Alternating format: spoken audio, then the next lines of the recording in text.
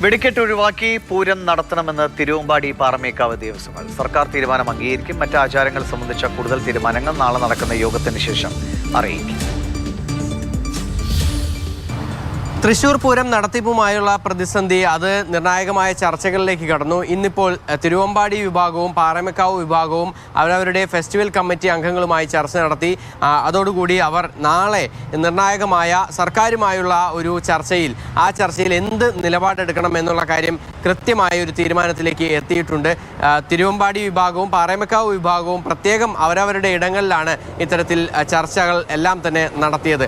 പാറമേക്കാവ് വിഭാഗത്തിന്റെ ചർച്ചയിൽ ഉണ്ടായതുപോലെ തന്നെ സമാനമായ രീതിക്ക് തന്നെയാണ് തിരുവമ്പാടിയും ചർച്ചയിൽ തീരുമാനമെടുത്തത്. പൊതുവികാരം കണക്കിലെടുത്ത് തങ്ങൾ പൂരം അതിൻ്റെ എല്ലാ ആചാരങ്ങളും നടത്താനായി തീരുമാനിച്ചിരിക്കുന്നു. ആ കാര്യങ്ങൾ നാളെ നടക്കുന്ന സർക്കാരുമായുള്ള പ്രതിനിധികളുമായുള്ള ചർച്ചയിൽ അവതരിപ്പിക്കും എന്നുള്ള കാര്യമാണ് പാറമേക്കാവ് ദേവസ്വം സെക്രട്ടറി ജി രാജേഷ് വ്യക്തമാക്കിയിരിക്കുന്നത്. 2006 വെടിക്കെട്ട് അപകടം പാറമേക്കാവിൻ്റെ പ്രമിസസിൽ നടന്നു. എന്നിട്ട് പോലും പൂരവും കുടമാറ്റവും എല്ലാം ഭംഗിയായിട്ട് നടന്നു. വെടിക്കെട്ട് മാത്രം 2 ദിവസം കഴിഞ്ഞിട്ടായിരുന്നു. ആ ഒരു സാഹചര്യം ഉണ്ടാവണം എന്നുള്ളൊരു പൊതുവികാരമാണ് ഇന്നത്തെ മീറ്റിങ്ങിൽ വന്നിട്ടുള്ളത്.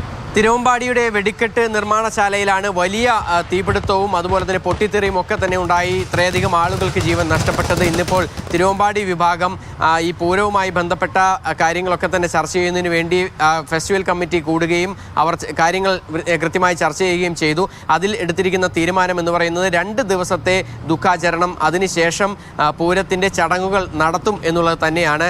അതായത് ഈ മഠത്തിൽ വരവ് പഞ്ചവാദ്യവും അതുപോലെ തന്നെ മറ്റ് എല്ലാ ചടങ്ങുകളും തെക്കോട്ടിറക്കം ഉൾപ്പെടെയുള്ള എല്ലാ ചടങ്ങുകളും നടത്താൻ തന്നെയാണ് എല്ലാവരുടെയുമായി, അതായത് ഈ ഫെസ്റ്റിവൽ കമ്മിറ്റിയുടേതായ ഒരു തീരുമാനം ഉണ്ടായിരിക്കുന്നത്.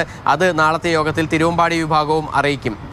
24-ാം തീയതി വരെ ദുഃഖാചരണം നടത്തുക. പറയെടുപ്പ് മാത്രമായിട്ട് നമ്മൾ ആ ദുഃഖാചരണത്തിൻ്റെ ഭാഗമായിട്ട് 24-ാം തീയതി വരെ നമ്മൾ നടത്തും. വെടിക്കെട്ട് ഒഴികെയുള്ള എല്ലാ ചടങ്ങുകളും അതിൻ്റെ പ്രൗഢി നിലനിർത്തിക്കൊണ്ട് നമ്മൾ മുന്നോട്ട് പോകും.